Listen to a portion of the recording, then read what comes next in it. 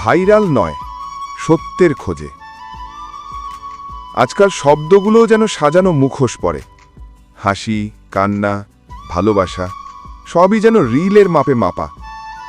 মানুষের হৃদয় নয়, এখন ক্লিকই নির্ধারণ করে কে কতটা মূল্যবান এই ভার্চুয়াল পৃথিবীতে। আমি চেষ্টা করি একটু সত্য লিখতে, একটু অনুভূতি ছুঁতে, কিন্তু সেই সত্য পোস্ট হয়েও হারিয়ে যায় ফেসবুকের নিয়মে, সংখ্যার খেলায়, অ্যালগোরিদমের অদৃশ্য দেওয়ালে। বুঝতে শিখেছি এখানে জনপ্রিয়তা মানে সত্য নয়, ভাইরাল হওয়া মানে ভালোবাসা নয়। যে কণ্ঠে নেই চমক তাকে কেউ শোনে না, যে ছবিতে নেই প্রদর্শন তাকে কেউ দেখে না।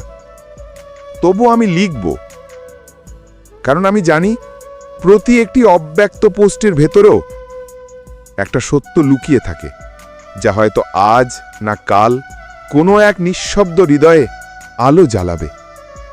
ভাইরাল হোক বা না হোক, আমি চাই শুধু আমার ভাবনা একটি বার হলেও কারোর আত্মাকে স্পর্শ করুক।